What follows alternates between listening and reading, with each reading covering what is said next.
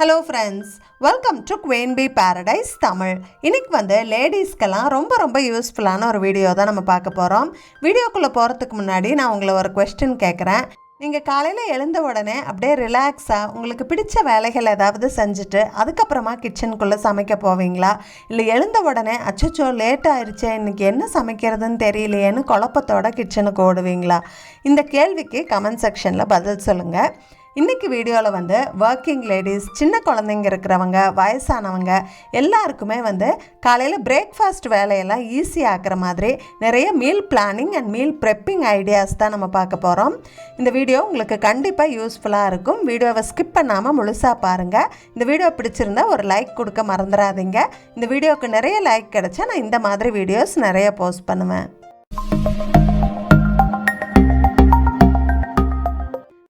நம்மளில் நிறைய பேர் பார்த்திங்கன்னா எப்பவும் போல் இட்லி, தோசை, உப்புமா இந்த மாதிரி ஒரு சில ஐட்டங்களையே திரும்ப செஞ்சிட்ருப்போம். இடியாப்பம், புட்டு அந்த மாதிரி ஏதாவது வித்தியாசமாக ட்ரை பண்ணலாம் அப்படின்னு யோசித்தோம்னா காலையில் நேரம் அவசரத்தில் அது சரியாக வரலைன்னா என்ன பண்ணுறது அப்படின்னு ஒரு தயக்கம் இருக்கும். அதனால் புது ஐட்டங்களை ட்ரை பண்ணவே மாட்டோம். அதுக்கு நம்ம என்ன பண்ணலாம் அப்படின்னா, ஃப்ரீயாக இருக்கிறப்போ யூடியூப் வீடியோஸோ, ஃபுட் பிளாக்ஸோ, இல்லை சமையல் புக்ஸோ ஏதோ ஒன்று பார்த்து சரியான அளவுகளை ஒரு சின்ன பேப்பரில் நோட் பண்ணி நம்ம கிச்சனில் எங்கேயாவது ஒட்டிட்டோம் அப்படின்னா அது நம்மளுக்கு ரொம்பவே ஹெல்ப்ஃபுல்லாக இருக்கும். இப்போ உப்புமாக்கு 1 கப்புக்கு 2.5 கப்பு தண்ணி சரியாக இருக்கும். சப்பாத்திக்கு 1 கப்புக்கு 2 கப்பு தண்ணி சரியாக இருக்கும். இடியாப்பத்துக்கு 1 கப்புக்கு 1.5 கப்பு தண்ணி சரியாக இருக்கும். பூரிக்கு 1 கப்புக்கு 1.25 கப்பு தண்ணி சரியாக இருக்கும். இந்த மாதிரி அளவுகளை ஒரு சின்ன பேப்பரில் நோட் பண்ணி வச்சுட்டு நம்ம கிச்சனில் எங்கேயாவது ஒட்டிட்டோம் அப்படின்னா காலையில் நேரம் அவசரத்தில் சமைக்கும்போது கூட இதை ரெஃபர் பண்ணிவிட்டு புதுசாக ஏதாவது நம்ம ட்ரை பண்ண முடியும். சேமியா உப்புமா பற்றி ஒரு சின்ன விஷயம் நான் ஷேர் பண்ணணும்னு நினைக்கிறேன். வேலை ஈஸியாச்சேன்னு நம்ம வீட்டிலலாம் அடிக்கடி சேமியா உப்புமா பண்ணுவோம். நம்ம எல்லாரும் ரொம்ப நம்பி வாங்கக்கூடிய ஒரு ஃபேமஸ் பிராண்டு. அந்த சேமியா பார்த்திங்கன்னா மைதா மாவில் பண்ணுறாங்க அப்படின்னு எனக்கு ரீசெண்டாக தான் தெரிஞ்சது. பார்த்துட்டு ரொம்ப ஷாக்கிங்காக இருந்தது. இப்போல்லாம் நான் சேமியா உப்புமா அடிக்கடி செய்கிறதில்ல. அதனால் நீங்களும் இந்த மாதிரி பொருளெல்லாம் வாங்கும்போது பேப்பரை திருப்பி அதில் என்ன போட்டு பண்ணியிருக்காங்க அப்படின்னு செக் பண்ணி பாருங்கள். மைதாவாக இருந்தால் நம்ம அவாய்ட் பண்ணிக்கலாம். ஒர்க்கிங் லேடிஸ் எல்லாம் வீக்கெண்டு ஒரு 1/2 hour ஸ்பெண்ட் பண்ணி அடுத்த வாரத்துக்கு தேவையான ப்ரிப்ரேஷன்ஸ் எல்லாம் கொஞ்சம் பண்ணி வச்சுக்கிட்டோம் அப்படின்னா காலையில் நேரம் சமையல் ரொம்பவே ஈஸியாக இருக்கும். இப்போ சட்னிக்கு தேவையான வேர்க்கடலையை நம்ம வறுத்து தோல் எடுத்து வச்சுக்கலாம். இல்லை இஞ்சி பூண்டு வேணும் அப்படின்னா இஞ்சி பூண்டு ரெடி பண்ணி வச்சுக்கலாம். இல்லை சாம்பார் ஃப்ரெஷ்ஷாக வைக்கிறீங்கன்னா அதுக்கு தேவையான புளி பேஸ்ட் ரெடி பண்ணி வச்சுக்கலாம். இந்த மாதிரி ஒரு சில விஷயங்கள் ரெடி பண்ணி நம்ம ஃப்ரிட்ஜில் வச்சுருக்கும் போது காலையில் நேரம் அவ்வளோ டென்ஷன் கம்மியாகும். சமையல் நேரமே பாதியாக கம்மியாயிரும். கண்டிப்பாக ட்ரை பண்ணி பாருங்கள். நம்ம சேனலில் ஏற்கனவே 3-4 மீல் பிளானிங் வீடியோஸ் நான் போஸ்ட் பண்ணியிருக்கேன். அந்த வீடியோவோட லிங்க் எல்லாமே டிஸ்கிரிப்ஷன் பாக்ஸில் இருக்குது. நீங்கள் ஒர்க்கிங் லேடியாக இருக்கீங்க, இல்லை சமைக்கிறதுக்கு கஷ்டப்படுறீங்க அப்படின்னா கண்டிப்பாக அந்த வீடியோஸ் எல்லாம் உங்களுக்கு ரொம்ப யூஸ்ஃபுல்லாக இருக்கும். ரெஃபர் பண்ணி பாருங்கள்.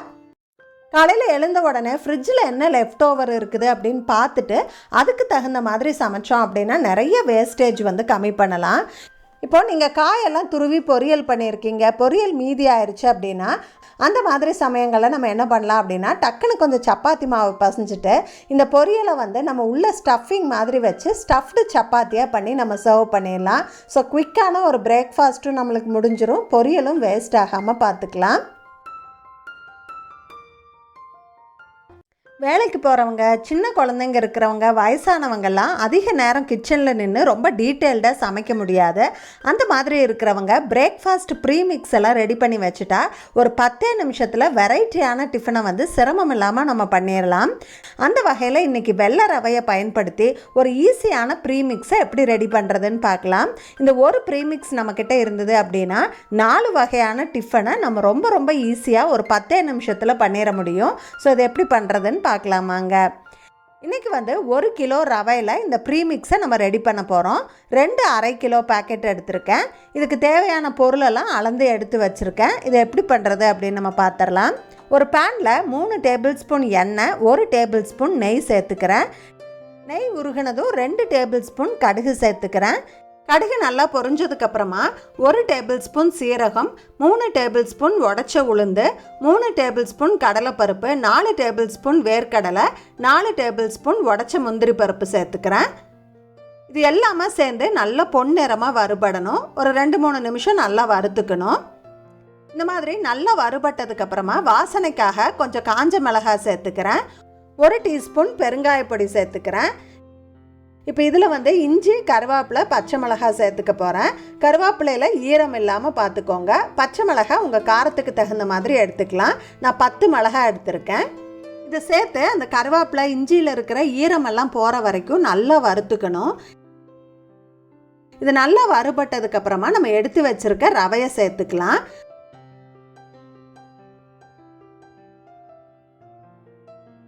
ஒரு 2 நிமிஷம் எல்லாமே கலந்து விட்டு நல்லா வறுத்துக்கலாம். அவ்வளோதான், ஸ்டவ்வை ஆஃப் பண்ணிடலாம். இது இப்போது நல்லா ஆறணும். ஆறுனதுக்கப்புறம் நம்ம டப்பாவில் போட்டு ஸ்டோர் பண்ணிக்கலாம். இதை வெளியில் வச்சா 1 மாதம் வரைக்கும் நல்லாயிருக்கும். ஃப்ரிட்ஜில் வச்சா 3 மாதம் வரைக்கும் கூட நல்லாயிருக்கும். ஃப்ரிட்ஜில் பெரிய பெரிய டப்பாலாம் ஸ்டோர் பண்ண இடம் இல்லைன்னு நீங்கள் நினச்சிங்கன்னா இந்த மாதிரி ஜிப்லாக் பேக்கில் இந்த மிக்ஸை போட்டு நம்ம ஸ்டோர் பண்ணிக்கலாம். நல்லா ஏர் டைட்டாக இருக்கும். நிறைய நாளைக்கு ஃப்ரெஷ்ஷாக இருக்கும். நம்மளுக்கு தேவைப்படும் போது இந்த மாதிரி கப்பில் அளந்து எடுத்துக்கலாம். இதை வச்சு 4 வகையான டிஃபன் பண்ணலான்னு சொன்னா இல்லைங்களா? இப்போ என்னென்ன பண்ணலாம், அது எப்படி பண்ணுறது அப்படின்னு பார்த்துடலாம். முதல்ல உப்புமா பண்ணிடலாம்.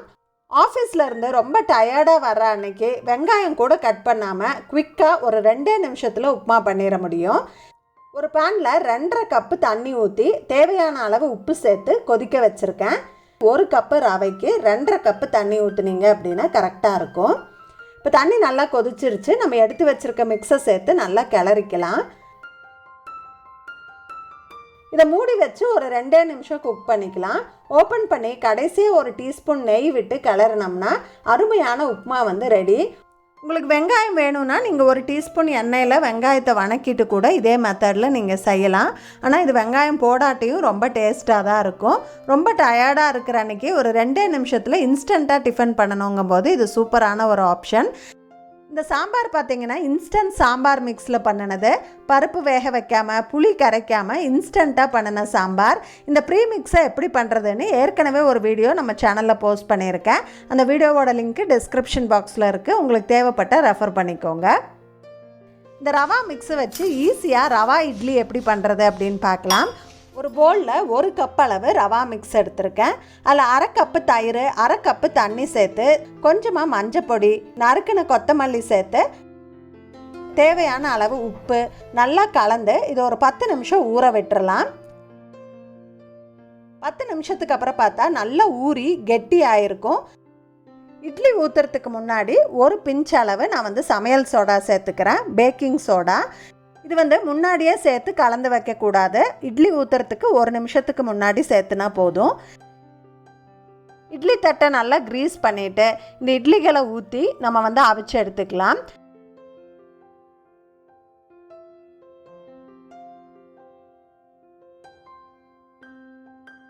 சூப்பரான ரவா இட்லி 10 நிமிஷத்தில் நம்மளுக்கு ரெடி ஆயிரும். ரொம்ப ரொம்ப டேஸ்ட்டாக இருக்கும். தக்காளி சட்னி, தேங்காய் சட்னி, சாம்பார் எல்லாத்துக்கூடவுமே நல்லாயிருக்கும். ட்ரை பண்ணி பாருங்கள். இப்போ ரவா இட்லிக்கு செஞ்ச இதே மிக்ஸை பயன்படுத்தி நம்ம பணியாரம் கூட பண்ணலாம். ரொம்ப கிறிஸ்பியாக டேஸ்டியாக இருக்கும். குவிக்காக ரெடி ஆயிரும். இப்போ இந்த ப்ரீ மிக்ஸை பயன்படுத்தி வடை எப்படி செய்கிறது அப்படின்னு பார்க்கலாம். பருப்பெல்லாம் ஊற வச்சு அரைக்காமல் இன்ஸ்டண்ட்டாக நம்ம வடை பண்ணிட முடியும். ஒரு பவுலில் 1 கப் அளவு இந்த ரவா மிக்ஸ் எடுத்திருக்கேன். இதில் 1/4 கப்பு தயிர் சேர்த்துக்கிறேன். அதே கப்பில் 1/2 கப்பு தண்ணி அளந்து அதில் சேர்த்துக்கலாம். இது நல்லா கலந்து ஒரு 5 நிமிஷம் ஊற விட்டுறலாம். இது ஊறுறதுக்குள்ளே நம்ம எண்ணெயை காய வச்சிடலாம். நான் இன்றைக்கி கடலெண்ணெய் யூஸ் பண்ணுறேன். ஊறினதுக்கப்புறமா நல்லா கெட்டியாக இருக்கும். இதில் பொடியாக நறுக்கின வெங்காயம், கொத்தமல்லி தழை, தேவையான அளவு உப்பு சேர்த்து நல்லா கலந்துக்கலாம்.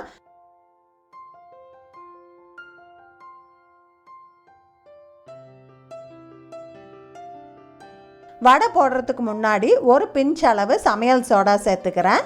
இது ஆப்ஷனல் தான், உங்களுக்கு தேவைப்பட்டால் சேர்த்துக்கலாம். இப்போ இதை நல்லா கலந்துட்டு நம்ம வடை செய்ய ஆரம்பிச்சிடலாம். உளுந்து வடை மாதிரியே நடுவில் ஓட்டை போட்டு செஞ்சீங்க அப்படின்னா எல்லா பக்கமும் நல்லா கிறிஸ்பியாக நம்மளுக்கு வடை கிடைக்கும்.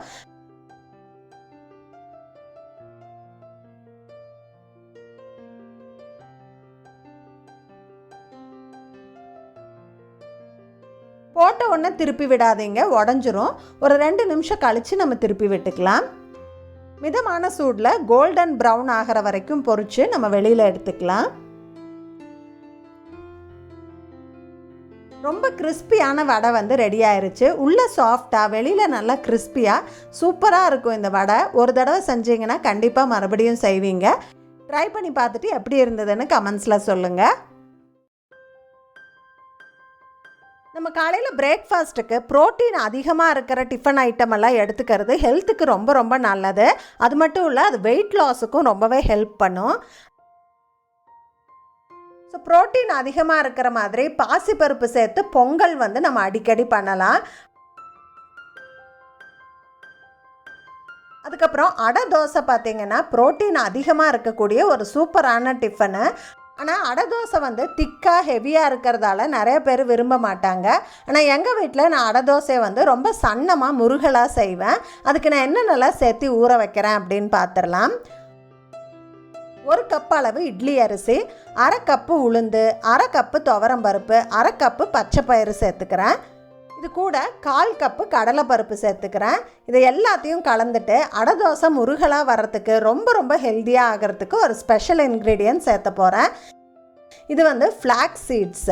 ஃப்ளாக்ஸ் சீட்ஸ்னால் தமிழில் ஆளி விதைன்னு சொல்லுவாங்க. இதில் ஒமேகா 3 ஃபேட்டி ஆசிட் நிறையா இருக்குது. இது ரொம்ப ரொம்ப ஹெல்த்துக்கு நல்லது, வெயிட் லாஸுக்கும் ஹெல்ப் பண்ணும். ஃப்ளாக்ஸ் சீடு சேர்த்துட்டு நல்லா கழுவிட்டு இது கூட காரத்துக்கு தகுந்த மாதிரி வரமிளகாய், 1 ஸ்பூன் அளவு சீரகம் சேர்த்து நைட்டு ஃபுல்லாக ஊற வச்சுருவேன். காலையில் எழுந்த உடனேயே இதை வந்து நல்லா சாஃப்டாக வந்து அரைச்சிருவேன். அரைக்கிறதுக்கு முன்னாடி கொஞ்சமாக இஞ்சி பூண்டு சேர்த்துக்கலாம். அடைக்கு வந்து கொரகொரப்பாக அரைப்பாங்க. எங்களுக்கு அப்படி அரைச்சா பிடிக்கிறதில்ல. அதனால் நல்லா சாஃப்டாகவே அரைச்சிட்றது. அரைக்கும் போதே கிரைண்டர்லேயே வந்து உப்பு சேர்த்து அரைச்சிக்குவேன். இந்த அளவுக்கு நம்ம சாஃப்டாக அரைச்சிட்டோம் அப்படின்னா அடை தோசை வந்து நல்லா முருகலாக வரும். நான் வந்து காலையில் உடனே செய்கிறேன் அப்படின்னா புளிக்க வைக்காமல் அப்படியே செஞ்சுருவேன். டின்னருக்கு அடை தோசை செய்கிற மாதிரி இருந்தால் இதை வெளியிலேயே வச்சு நல்லா புளிக்க வச்சுட்டு தான் வந்து நான் அடை தோசை செய்கிறேன். அப்போ டின்னருக்கு சாப்பிடும்போது ஈஸியாக ஜீரணமாயிரும். இப்போ நீங்கள் ஒர்க்கிங் லேடியாக இருக்கீங்க, அடை தோசையை ஊற வச்சு செய்யலாம் டைம் இல்லை அப்படின்னு நீங்கள் நினச்சிங்கன்னா இதுக்கும் நம்ம வந்து ப்ரீமிக்ஸ் ரெடி பண்ணி வச்சுக்கலாம். இந்த அடை தோசை ப்ரீமிக்ஸை எப்படி பண்ணுறதுன்னு ஏற்கனவே நம்ம சேனலில் நான் போஸ்ட் பண்ணியிருக்கேன். இந்த ஒரு மிக்ஸ் நம்மக்கிட்ட இருந்தது அப்படின்னா ஒரு 5 வகையான பிரேக்ஃபாஸ்ட் ஆர் டின்னர் வந்து நம்ம ஈஸியாக பண்ணிட முடியும்.